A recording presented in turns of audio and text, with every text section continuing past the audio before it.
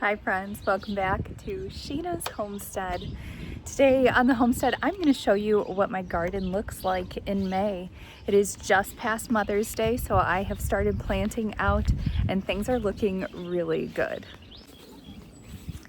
So this is my original garden, the one that my dad and Rob built for me many years ago. And I have a lot of onions growing, as you can see. These are all onions here. And then in the center, I have some rosemary along with some lettuce that came up from last year, a stray couple of onions and some garlic. So that little box is a little mishmash pile, but I'm loving it. And then over in this section here, I planted some potatoes, and you can see that I left them a little bit shallow in between these rows here. And now that I have the greens coming up to the top, I'm actually going to take the dirt and fill it right over the top of those greens and plant them even deeper. This year I'm growing a couple different varieties of tomatoes. I have the Super Sweet 100, which is an awesome prolific provider. It is a cherry tomato, so that is super delicious. Then I'm also growing Roma, like I always do. And then I have some beefsteak too.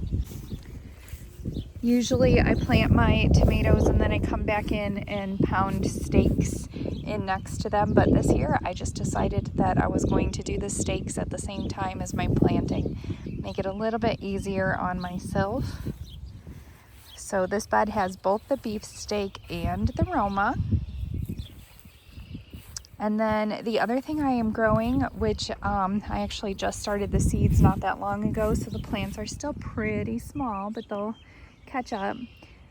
This is the ox heart tomato. So these are going to have huge heart-shaped tomatoes, and it'll be interesting. That's different for me. I've never grown these before.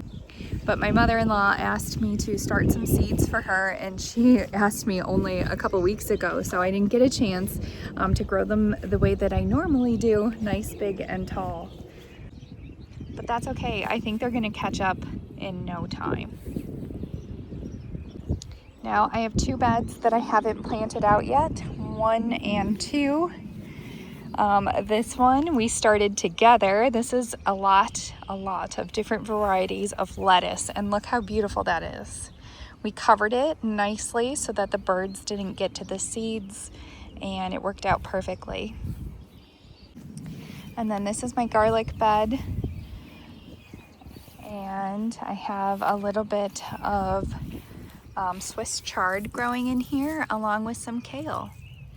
So this is the Swiss chard, and this is my kale. And this is a really big variety of onions. And then I planted out my potato box, which you were with me last year when Rob built this for me. And this has potatoes all along the bottom. And what I'm going to do is cover these up and get the dirt filled all the way to the top, and these potatoes will just keep growing up and over. They're super beautiful. So I don't have these planted out yet, but I will soon. I've got a couple different varieties here. This is a zucchini and another one.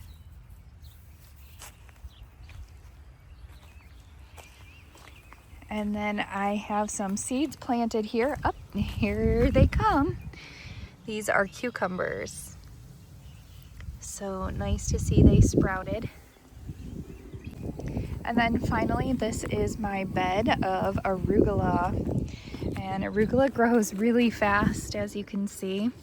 I planted in 2 different stages. So some I grew by seed inside, and then the others I planted just when we got out here. So I'm gonna have 2 stages of arugula. And then I have some beautiful kale going here.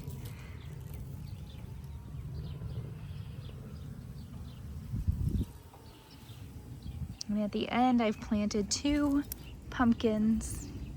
They will grow up and over the edge of this bed. And then I have really, really, really good news, you guys. Really good news. So last year, you know that I didn't get any fruit from our orchard. We have more than 30 trees back here and I didn't get any fruit. And that is because the warm temperatures in February and March last year forced out the blooms, the flowers, and then a frost came through and destroyed all of the fruit that would be. So we had none last year. Literally like no peaches, no cherries, not one plum or pear. We did have maybe like 10 apples out of all those trees. But this year we're doing great. Come and take a look at this. This here is a peach tree and look at all that fruit. There's just so much on every single branch. And now we have 3 peach in a row. So we have this one, and that one. They've grown a lot in the last year.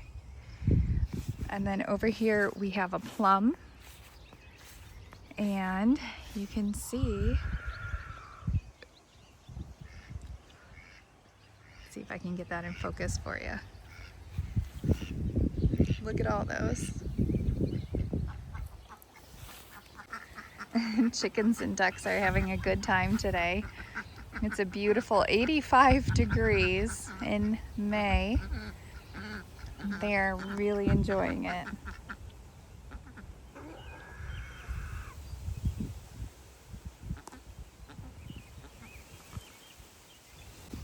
So then we have these apple trees, and these apple trees are about 4 years old. I think this is our 4th year with these ones. We planted these 3 apples before all the rest in this line. So these ones are 4 years old. All the other trees are 3 years old, including the peaches.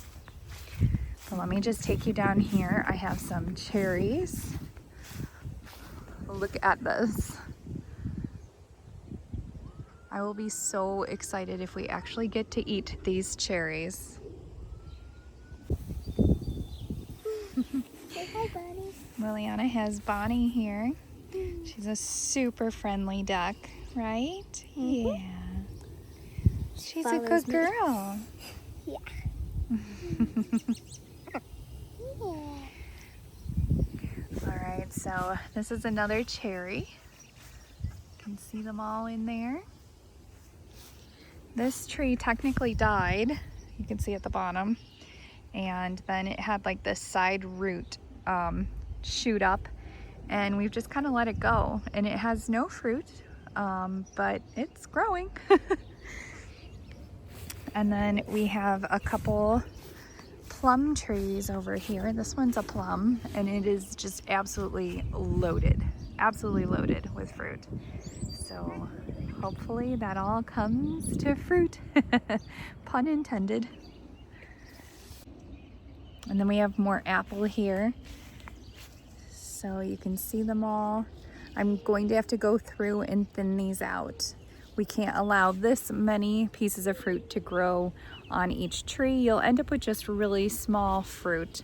In order to get nice, perfect, deliciously full apples, I will have to choose out of here. I'll probably pick 2 out of this bunch that'll stay. And I'll just go through all the trees and do that process. This apple has a little bit of fruit at the top, but it really didn't flower this year. So I don't know, maybe it's taking a rest, but this one is insane. So much fruit. And this one too, just so much. So I think it's safe to say we're gonna have a good harvesting fruit year. So I'll just finish the tour. These are a couple more apple trees. And then all the way at the end, we have pear. And the pears tend to fruit at the top. I'll show you here.